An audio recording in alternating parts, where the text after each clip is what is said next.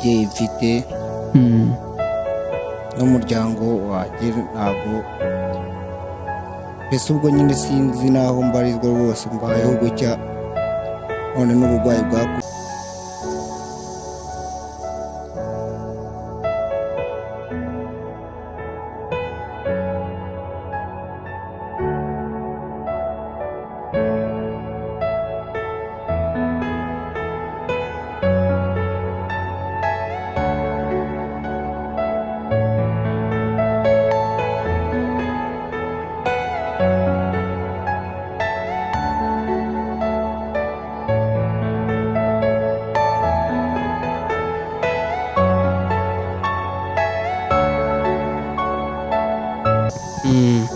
ubwo naje kuva mu mahanga nje zino irananira kuhaba fatwa n'uburwayi bwo gukorora mbega imbaraga ziranshirana n'ibitekerezo nari mfite byose birampombana ubwo nicara nigunze nkibaza nkatekereza ahantu naba mva n'ahantu naba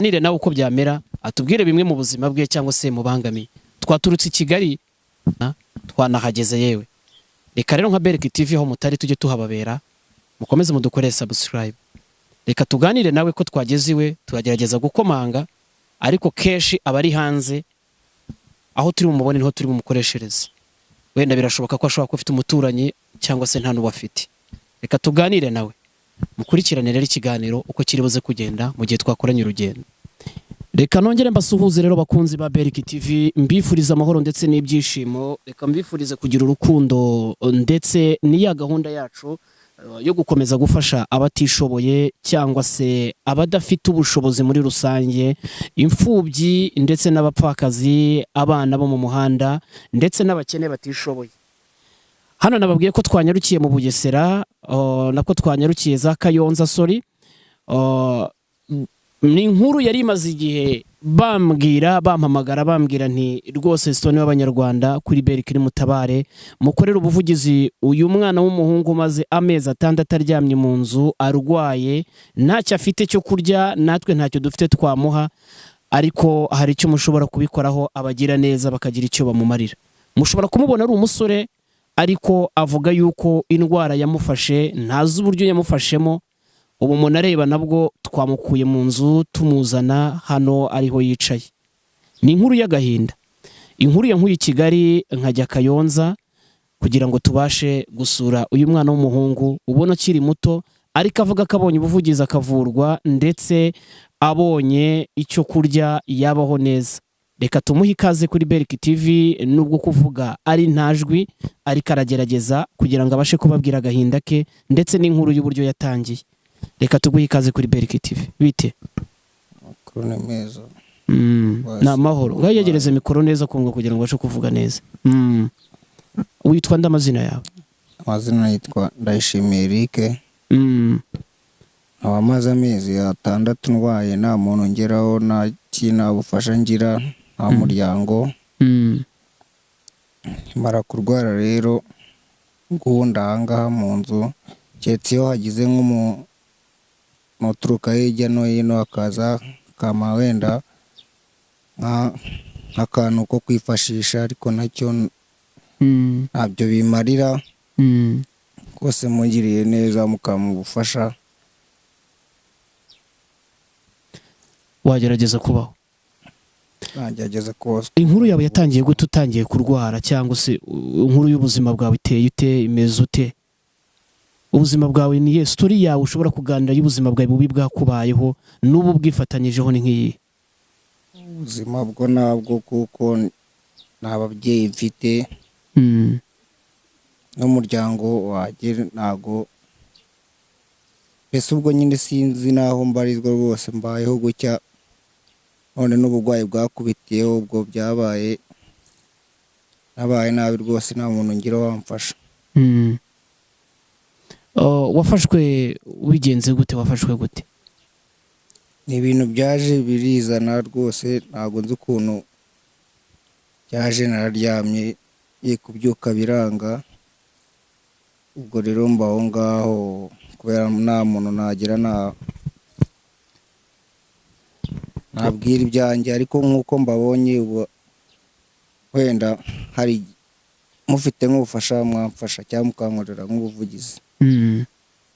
Hanyuma rero kubaho ubuzima bwawe ubu ngubu hano uri naho kuba twabonye ari ikibazo, hano uri ubaho gute? Ko guhaguruka nabwo ari ukuguhagurutsa, nanone hano hanze uba uryamye, dore utuye ahantu hitaruye nta n'abaturanyi benshi ufite imbere yawe.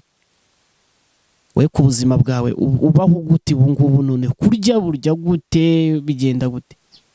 Kurya ko ntako, ubwo nyine hari igihe haje nk'umuntu witemberera, kuko hano hafi hari abahinzi bakunda kuhahinga, bakaza babona uko meze akaba yakura nk'icyo kijumba akakinyokereza nkakirya. Ukakirya. Wagerageje kujya kwa muganga se? Kwa muganga si ubwo nagiye gute kandi nta mituweli mfite, ntaki no kwa muganga kandi sinzi nimba nabasha kugerayo. Uriyegereza mikoro neza kugira ngo tukumve. Hanyuma amezi 6 maze urwaye, ubona nta kintu gihinduka mu gukira cyangwa n'ubundi bigumya ari bya bindi? Ubundi bigumya ari bya bindi rwose, n'ubundi se ko nta mutima nari nanyweye, nta no kurya kandi n'inzara ibi narimo, urumva ko gukira ari hafi ya nako, nta n'icyizere unyifite. Nta cyizere ugifite? Nta muntu wo mu muryango ujya ubasha kugusura se? Ntawe, nta n'uwo nzi, nta n'urangeraho. Hanyuma iriya nzu ubamo rero? Iyi nzu rero ahangaha mumbona nayijemo gutya, sinzi nyirayo, nyiberamo gutya, ntabwo nzi nyirayo, na nyirayo ntabwo uramubona? Ntabwo ndamubona. Cyangwa ubamo nyine kuko irangaye ntinafungwa, dore nta n'urugi rubaho, ni ikintu kiri aho n'ubundi ntabaza ngo agukuremo. Ubu si amazu baba barasenye wiberamo gusa? Niyo wiberamo. Hanyuma se nta n'umuntu uranyura hano utuye, dore utuye hano hasa nk'aho ari wenyine, ngo avuge wenda ko haryamye umuntu nk'uko natwe batubwiye ati hari umuntu yatubwiye iyi nkuru, ni umuntu wanyuze ahantu asanga uraryamye, buri munsi ukahanyuza agasanga uraryamye. None se ubwo ngubwo hagize wenda nk'umuntu ubivuga nka gutyo, ubufasha naba narabubonye, kuko rwose kumbaza nk'abahinzi wenda baza nko guhinga hafi hano, yaza wenda avuga ngo hano hari urugo, ngo reka njye gusaba nk'amazi, yaza nk'hano agasanga nta mazi gahari, ubwo ngubwo rero icyo agiye kuzanamo amazi akajya kukizanamo amazi hari epfo mu gishanga, ubwo nanjye nkaboneraho akamaho nanjye nkanywa, kuko sinabasha kujya kwivomera. Rero ubwo uri gututubikana kubera ikibazo cy'uburwayi. Ese uba wumva uramutse uvujwe wabasha gukira? None se nakira? None se umuntu wageze kwa muganga ko ntakinanira nakira? Ko ari ibintu byiza nyese. Iyo wumvise uba wumva urwaye iki muri rusange? Numva umubiri wose ndwaye, nta n'ikintu rwose, nta n'uruhande natababaramo. Kuva mu nzu se kujya kwihagarika bigenda bite? Ni ugukururuka nyine nkagenda, ubwo nkamara igihe kinini njya kwihagarika nyine, ubwo ngubwo nkagera hanze, ndiyandana nkagera hanze. Ugenda ukagera hanze? Nicyo gihe umara?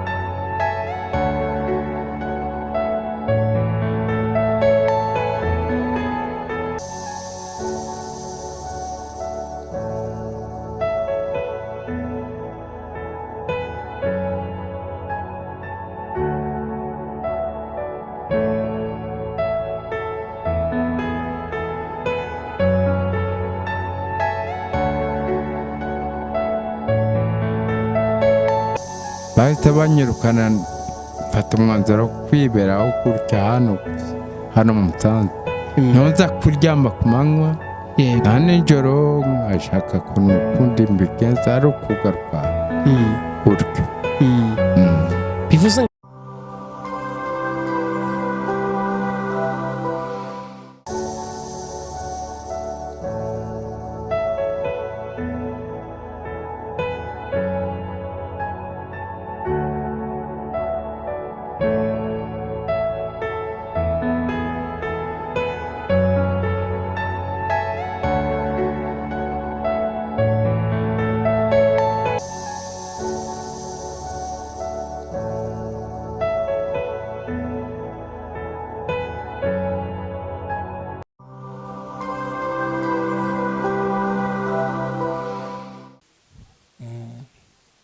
hanyuma se noneho uba wumva muri wowe ubuzima bwawe uba wumva ufite muri wowe uba wumva imbaraga zawe zigarukiye ku buryo ugiye kwa muganga wumva ko ufite icyizere cyo kuba wakira? ese ko nyiri mutoya rwose ndacyari mutoya ntago imbaraga nyize nabona imbaraga nkakora nkiteza imbere nk'abandi ugakora ukiteza imbere. Bivuze ngo ubaye uvujwe wagerageza gukira ukajya kwa muganga, wamara gukira wenda umuntu agashaka icyo wakora kugira ngo ubuzima bukomeze. Ufite imyaka ingahe? Imyaka 24. Imyaka 24. Wabuze ababyeyi kuva ryari? Wabuze ababyeyi hashize nk'igihe kingana gite? Ndumva uyu mwaka ari nk'uwa gatatu. Umwaka n'uwa gatatu. Ubuzima ukibora ababyeyi ubuzima bwagukomereye bingana gute? Ubuzima bwabaye nabi nyine mbaho nabi ubwo ngubwo nyine kuko aho twabaga twarakodeshaga sinari kugira imbaraga zo kujya gukorera amafaranga y'inzu, ubwo nyine mpita mbaho nabi no mu nzu mvamo ubwo njya kwibera muri kiriya kizu twabonye. Kiriya kizu hano mu Nsanze. Ko nta matero ufite uryamaho ubayeho gute kandi urwaye? Uba wumva ubuzima bumeze gute? Nta matero ufite, ntacyo kurya, urebye uri umwana mutoya ariko wafashwe n'uburwayi. Amezi 6 yamaze ubayeho gute kwera? Amezi 6 mbayeho nabi nyine nawe urabibona kuko nta hantu nabasha kuba naguhisha rwose ugire mwakira kizu urebe nta kintu kirimo no kwijyamira hasi nyine nk'inuza ugategereza ukuzanira icyo kurya.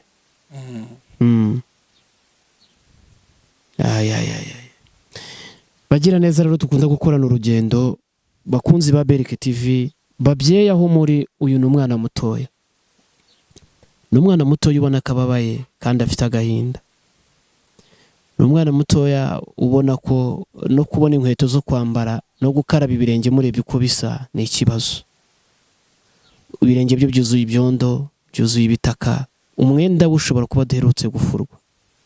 Araza kutubwira se kugira ngo afure imyenda bigenda gute mu gihe arwaye indwara. Ni umwana w'umusore utabasha guhaguruka ahari, ariko avuga ko aramutse avujwe ari ibintu byizanye yabasha gukira. Araryama, yagire neza umugira neza akamuterura akamuryamisha hanze. Ubwo twamusagaga mu nzu twitabaje inshuti zari ziri guhinga hafi aho zibasha kumuduterurira. Basi abagira neza mukunda kugira neza, mugire ikigongwe basi mugire uyu mwana w'umuhungu neza. Ese niba hari icyo ufite wagerageje ugaha mugenzi wawe? Ese uyu mwana w'umuhungu ntago yava mu Rwanda rw'ejo? Nukuri ndabasabye abanyarwanda muri mu buryo bitandukanye mugire icyo mufasha uyu mwana w'umusore. Nyamara uri umubyeyi ukamufasha waba ukoreye umugisha. Erega ntago ari umubyeyi gusa, nawe urubyiruko ufite ubushobozi buruta ubwe wagira uko ubigenza basi ukagira ikigongo. Basi gira uko ubigenza ubashe gufasha uyu musore. Ni umwana mutoya cyane, umwana w'umusore utaruzuza n'imyaka 19. Urumva ko kiba ari ikibazo. Basi nubwo wamuha umwenda wo kwambara, nubwo wamuha udukweto two kwambara, basi musore naye mukobwa ubona uri mu kigero cyiwe gira impuhwe basi ugira icyo umumarira. erega no kurya ni ikibazo. Ese wagize icyo umumarira mu mirire ye ndetse no kurya kwiwe? Nubwo wamugurira isabune yo koga nabwo waba umufashije.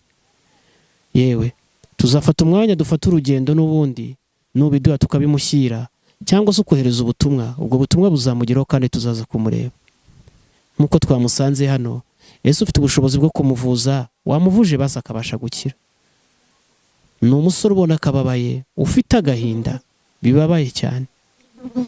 Mana, tabara abana bawe, kuko abababaye bo ni benshi, ariko harimo abateye agahinda. Hanyuma yuri gufura bigenda gute? Wambaye imyenda isa nabi, unarwaye, koga, gukaraba, bigenda gute? Basi tubuganireho gatoya. Bose ibyo byose sinyibikora kuva narwara. Ntabwo nabona imbaraga zo kumesa, sinabona imbaraga zo gukaraba. Ubwo nyine niryamira gutya, nkabona bukeye nkabona burisha. Nta mbaraga nabona zo kumesa, kandi n'agasabune sinabona amafaranga yo kujya kugura isabune. Wabona amafaranga yo kujya kugura isabune? Nabona n'imbaraga zijya kuvoma amazi. Turava hano tukugura isabune rwose ntugire ikibazo. Rwose hanyuma mukoze.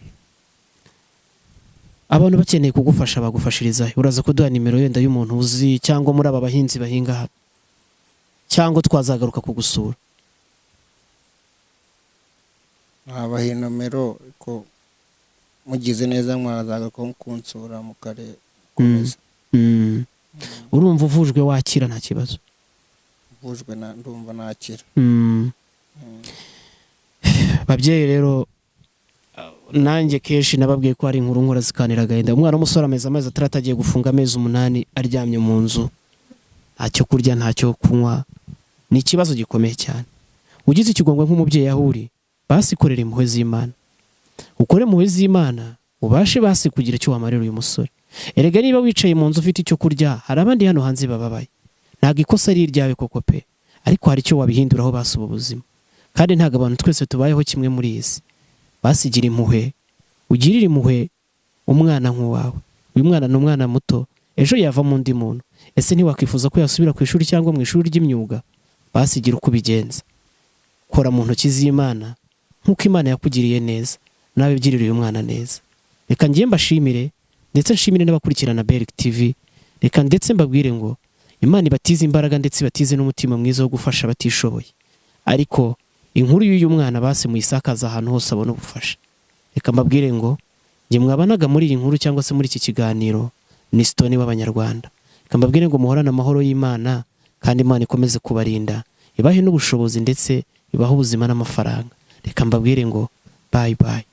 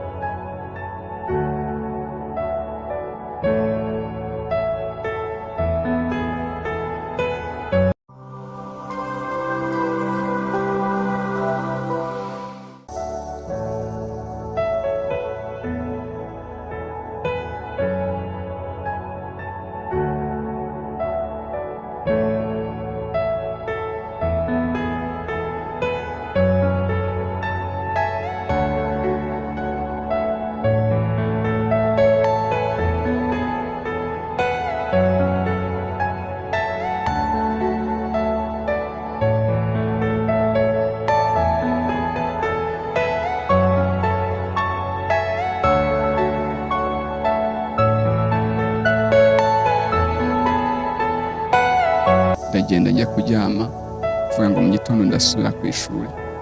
Nibwo nabyutse sanga amaguru yihiye, nabasha guhagarara ngo bikunde.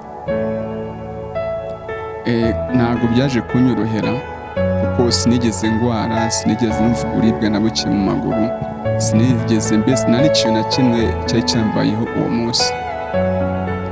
Buke bwaho rero n'ababyeyi babibonye baratunguwe, nyine bibaza ibyo ari byo birabayobera, dore ko nta n'ubushobozi bafite guhita banjyana kwa muganga ngo bamenye ikibazo uko gihagaze. Icya kabiri, umuryango wanjye ntabwo wizeraga Imana, ntabwo icyo bahise bakora, bahise banjyana mu bintu bya gakondo byo kumbuza muri gakondo byo mu bapfumu.